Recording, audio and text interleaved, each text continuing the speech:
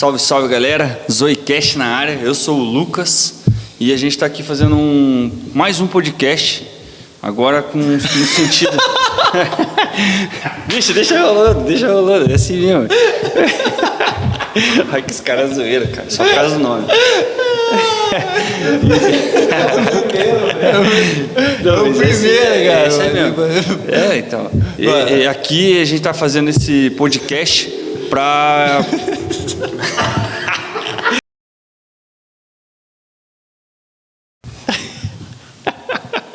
Compartilhe comigo. Tá, então vou lá. Peraí, não vou conseguir parar agora. Que zoeira, assim.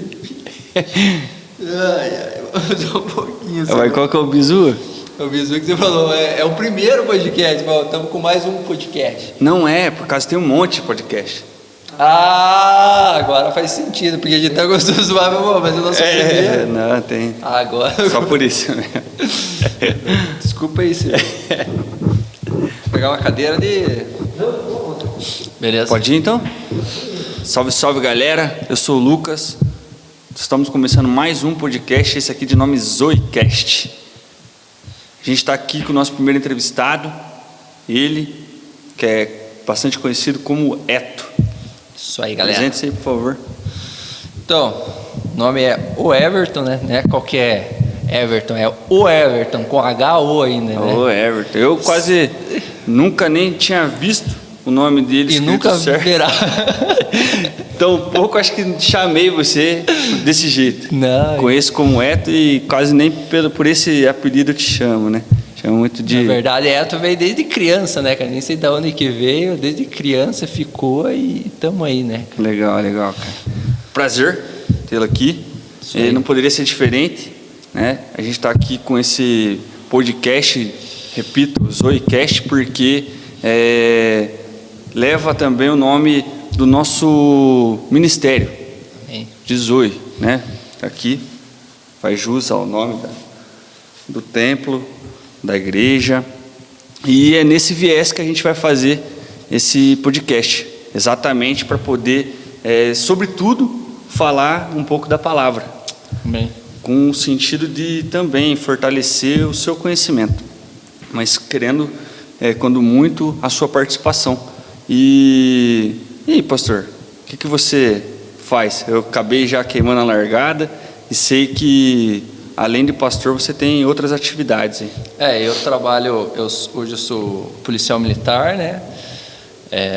Tô desde 2012, né? Então já há um tempinho que a gente está nessa caminhada. Fora isso, a gente tem a questão da igreja, né? Que é um chamado que Deus deu pra gente e que a gente está nessa obra, né? Correndo para cima e para baixo, algo que nos traz muita alegria, muito prazer em fazer. E sou casado, né, cara? Dia 16 de agosto eu fiz 13 anos de casado. Há bastante tempo já. Nem parece que é tão velho assim, né? Só a careca, né, que engana, né? E 2 filhos, né? Legal. Que fizeram perder mais os cabelos ainda, mas estamos aqui. Ou seja, não é só as funções, né, que tem, além de tudo é pai, é marido, e provavelmente tem alguma coisa aí que faz esse ministério que você tem ser mais do que especial. Afinal de contas, para mim, por exemplo, e acredito que para muitos, fica um ponto de interrogação: como conciliar o trabalho de policial com o ministério? Na verdade, Lucas, não é só o trabalho policial, né? Na verdade, é qualquer coisa que você vai fazer. Você tem que entender que nós somos chamados por Cristo para nós sermos a luz do mundo, né? Essa é a diferença, e fazer discípulos. Jesus deixou isso muito bem claro, né? Que Ele iria, e o nosso grande chamado é levar o nome de Cristo, o amor de Cristo, e fazer discípulos. Então, não é porque eu sou policial que eu vou deixar de ser cristão, vou deixar de falar do amor de Cristo, ser igreja no meu trabalho. Para minha esposa, para os meus filhos, desde o momento que você vai lá no panificador ou vai pegar um pão, você tem que ser igreja, né? Você não vai... É que a gente confunde, a gente desde pequeno, né? Eu cresci dentro da igreja. Então, meu pai e minha mãe falavam assim, você tem que ir para a igreja, você tem que ir para a igreja, né? E muitas vezes a gente chega e faz um convite para um amigo, para uma pessoa, fala assim, você tem que vir para a igreja. Mas a gente esquece de falar para essa pessoa, seja igreja, né? Porque na verdade eu preciso ser igreja onde eu estou, né? Se eu estou indo na panificadora, eu vou pegar um pão, eu tenho que ser igreja lá. Eu tenho que manifestar o amor de Deus. Não é basicamente você andar com uma Bíblia debaixo do braço, chegar lá e começar a falar um salmo, um provérbios, um Gênesis, alguma coisa. Não, mas assim, através das tuas atitudes. Porque Jesus, ele manifestou, ele trouxe o reino dos céus, né? Ele trouxe a questão da presença de Deus, mas ele vivia aquilo, né? Ele demonstrava o amor do Pai, a manifestação do Pai, pelo aquilo que ele via e experimentava do Pai, entendeu? Legal. Então, pelo que o pastor falou, a caminhada cristã, ela é muito mais antiga do que qualquer outra função que você venha exercer, seja como pai, seja até como policial. Faz quanto tempo, mais ou menos, que já tem essa caminhada? Cara, eu me lembro que eu era bem pequeno, a gente já ia para a igreja, já, né? Só que era aquela questão, né? A gente ia no domingo, né? A gente foi quando meu pai e minha mãe, na verdade meu pai, né? Que trouxe essa questão de Deus para nós. Ele falou para minha mãe, mas ele não ia, né? Tipo, faça o que eu falo, né? Faz o que eu faço. E o que aconteceu? E daí minha mãe tinha aceitado Jesus, andado com Jesus. Eu acho que tinha uns 5, 6 anos, não me lembro a idade. Eu me lembro que um carro me atropelou, né? Eu fiquei com as marcas do pneu do carro aqui no meu peito. E ainda o engraçado é que foi e voltou ainda. Quantos anos? Acho que eu tinha uns 5, 6 anos, né? Nossa Senhora. E daí o que acontece? E quando minha mãe me viu debaixo daquele carro ali, cara, tipo, praticamente naquela hora ela pegou e chamou a existência de Deus, né? Falou assim, né, Deus, se você é vivo, eu entreguei minha vida para ti, não quero que nenhum osso do meu filho esteja quebrado, né? E minha mãe, bebê na fé ainda, começando, né? E já usou desse poder, dessa autoridade que é nos dado, e muitas vezes a gente ignora isso. E, cara, tirou eu debaixo do carro, né? E foi dentro do carro que me atropelou mesmo. E chegou no hospital, o médico não queria nem tocar em mim, pra você ter uma ideia. Falou que não podia, tinha que ter esperado a ambulância chegar, né? Literalmente cagou na cabeça da minha mãe, né? Porque não podia ter feito aquilo e tal. E falou: seu filho praticamente tá morto, né? Nossa, cara, que desespero. Cara, levaram para dentro, fizeram todos os exames, só tinha uns ralados em mim, né? Então eu me lembro desde pequeno, né? Então a gente vai crescendo dentro da igreja, daí a gente se envolveu com questão de música, né? E a gente acabou ficando, e isso também me tirou muito, né? Da questão de fazer coisas erradas, né? Por causa da música, e na igreja ela te dá essa chance, essa oportunidade, né? E então a minha caminhada basicamente foi dentro da igreja, né? Eu conheci minha esposa dentro da igreja e casamos, e estamos muito bem até hoje, graças a Deus. E estamos aí, né, cara? Que massa, cara. E eu compartilho, até porque foi com o pastor que eu também tive a oportunidade de aceitar Jesus como meu Salvador. Para mim também foi algo maravilhoso. No nosso ciclo, muitos denominam eu como bebê na fé ainda.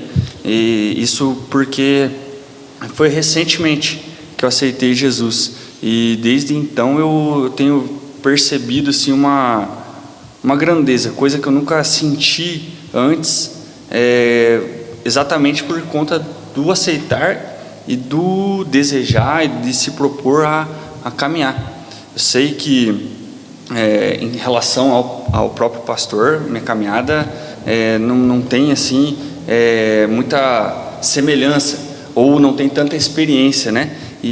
Mas desde já eu consigo perceber o quanto que tem de bom para aproveitar nessa vida. Provavelmente o pastor já deve ter presenciado inúmeras coisas maravilhosas assim, dentro do seu ministério, da sua vida. Existe alguma coisa mais marcante assim que você lembra de imediato? Cara, na verdade teve várias coisas, né? Que quando a gente cresceu dentro da igreja, então a gente teve muitas experiências com Deus, assim, né? Coisas fantásticas, né? Mas eu acredito a coisa mais marcante na minha vida foi a questão de você ouvir Deus falar, né? Porque como a minha trajetória talvez possa ser parecida com algum de vocês que estão escutando, é que cresceu dentro da igreja e sempre via aquele papo, porque eu ouvi Deus me falar, porque Deus me falou, porque Deus me mostrou, tive uma visão.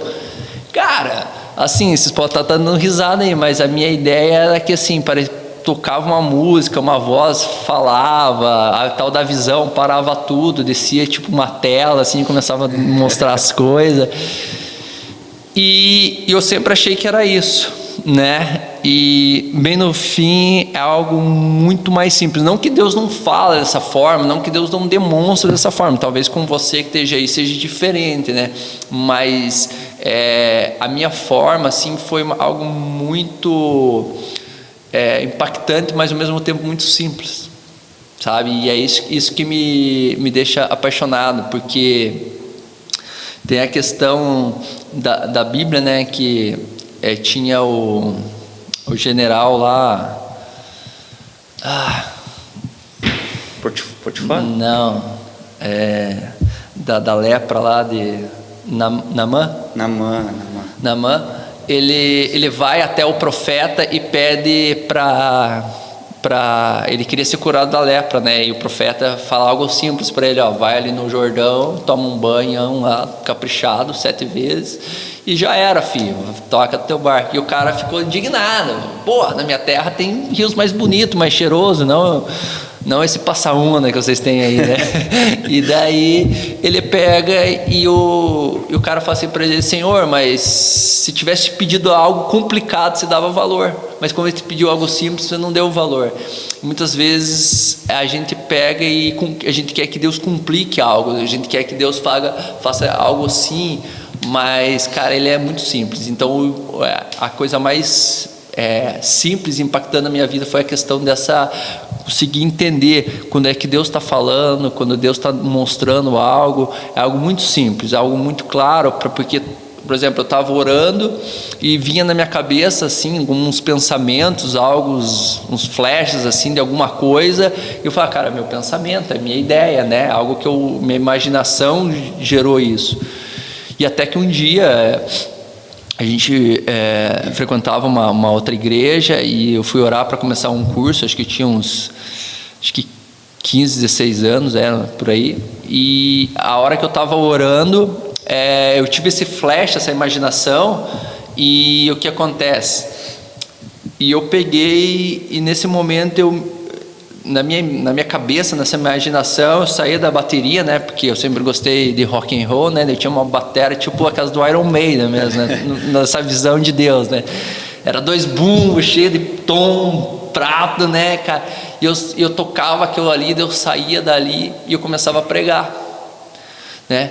E na hora que eu estava, tipo, na minha cabeça, né? Na minha ideia, imaginando isso, o pastor pegou e falou assim: Deus, confirme isso que está mostrando para o teu servo. Daí me deu que é isso, né? E daí a hora que terminou, ele falou assim: Deus está se separando por chamado pastoral, né? Olha, cara, entendeu? Então, desde essa idade eu já sabia desse meu chamado por Deus, né? Então, e ali eu pude começar a identificar, né? E algumas outras experiências que eu tive em relação à questão de Deus falar comigo, né? Talvez com vocês fale diferente, mas é a forma que Deus fala comigo. Não, mas sabe que eu estou vivendo aquilo que a gente chama de primeiro amor, né? Por vezes já no vai e volta, assim, durante o dia, durante algum mês, durante alguma semana, alguma coisa nesse sentido, a gente aconteceu comigo, tentei me distanciar, ou aconteceu algo para que eu me distanciasse, eu falei, não, eu preciso retomar, preciso reviver o primeiro amor. Tá recente, mas eu quero reviver aquilo ali e que assim seja até o fim da minha vida. E nessa pegada, eu acabei também tendo minhas experiências maravilhosas, diga-se de passagem, né? E também escutei a voz de Deus, e eu tenho para mim algo que eu sempre ouvi assim, Deus, se quiser falar conosco, Ele vai vir de várias formas, né? Sim. Não vai vir só com uma voz, não vai vir só com arrepio, Ele vai usar uma pedra, Ele vai usar um passarinho. Então, o que eu extraio disso é que não tem uma fórmula absoluta, uma forma absoluta assim para que Deus fale conosco, né? Eu lembro logo que aceitei Jesus, que eu estava passando um perrengue emocional e tal. Aí eu pedi para Ele falar comigo. Aí parece que foi enfático assim, dentro daquilo. Talvez eu tivesse alimentado dentro do meu coração, mas eu senti Ele falar comigo. Então foi algo assim que eu jamais quero esquecer, né? E eu acredito que tem, como eu falei, muito mais coisas para a gente poder viver. Mas assim, pastor, eu fiquei bastante curioso com relação à questão do ministério, que não é atrelado somente às quatro paredes do templo. Sim. Né? Eu recentemente, inclusive, fui com o pastor para fazer um encontro com Deus. Ali, talvez a questão mais nobre até agora que eu vivenciei, sim, foi muito bacana. E eu gostaria de saber do pastor locais onde já sentiu a espiritualidade assim, mais forte. Nesse sentido. Assim, você até falou do encontro, é algo muito bacana, né? A gente vive uma experiência durante o final de semana, né? Impactante na presença de Deus, mas ainda mais vinculando essa questão do primeiro amor, né? Eu confesso para você que eu tenho sentido essa experiência do encontro, essa experiência do primeiro amor praticamente todos os dias, né? Porque todos os dias eu tenho alimentado isso, todo dia eu tenho buscado isso. Porque foi uma frase que eu escutei do pastor Tom, que é de Curitiba também, que ele falou que ele tem 30 e poucos anos de ministério e para ele não existe esse negócio de primeiro amor. Ele está lá até hoje. Ótimo. E eu sempre achei, né, porque crescer dentro da igreja, essa coisa, que era algo só para um recém-convertido, o cara que acabou de conhecer e tal. E normalmente vem aqueles crente velho, aqueles crente, espere um pouco que você já vai ver, né? Como, tipo, a gente que está mais tempo na igreja, no lugar de a gente motivar o cara a permanecer ali, a gente acaba desmotivando o cara, né? E quantas vezes até eu cometi esse erro, esse pecado, né? E essa questão de você se alimentar todo dia, né? Você está buscando a presença de Deus todo dia, e todo dia que você busca a presença dele, ele te revela, ele te mostra, isso queima no teu coração. Então, para você ser igreja, né, não só dentro das quatro paredes, porque várias pessoas você conhece, a pessoa está todo final de semana na igreja, mas você olha para a vida dela, não tem nada de Cristo. Até achei interessante, eu não me recordo onde que eu ouvi isso. Mas era algo no sentido de tem muita gente que vem à igreja, vai à igreja, escuta líderes religiosos ministrando a palavra, mas ela não tem a palavra dentro dela, né? Isso é muito forte. Uma coisa é acreditar. Sim. Uma coisa é acreditar, outra coisa é viver aquilo que a gente acredita e quer fazer com que as outras pessoas também acreditem de uma maneira sutil, leve, né? Então é legal que a gente possa buscar, além de tudo, aparelhar o que a gente já tem de conhecimento, que é mínimo. Espero que seja mínimo sempre, para sempre estar podendo buscar, né? E agora veio até na cabeça assim, que eu passei recentemente uma questão emocional assim, que me colocou uma pulga atrás da orelha. Fiquei meio intrigado com aquilo, deu uma baixada na questão divina, espiritual. Eu fiquei com receio, mas tive também intercessores que me ajudaram nisso. Algum momento da sua vida pastoral, de fé, teve algo parecido? Claro, todo tempo todo tempo a carne vem, né, cara? Todo tempo a vontade vem, a frieza. É que assim, a gente não se liga, né? O diabo, ele só tem um propósito, né? Matar, roubar e destruir, né? Esse é o propósito dele. Então, ele vive para isso, ele trabalha para isso, e por enquanto que ele não conseguir alcançar isso, ele vai ficar. E nós, muitas vezes, a gente baixa a guarda. Então, e o diabo, ele é astuto, ele trabalha aqui. Você está ali, no momento que você acaba de sair da oração, acaba de sair de um tempo, sabe, que você está lá, você falou do encontro, cara, você acha que o diabo vai vir bater de frente com você, né? Você não vai fazer tipo igual esse Malafaia, né? Sai da frente, Satanás, né? Porque você vai vir com tudo, cara, você vai bater no cara e ele vai cair, sabe? Então ele não é burro de ficar ali, né? Só que o que acontece? Ele vai amarrando aos poucos.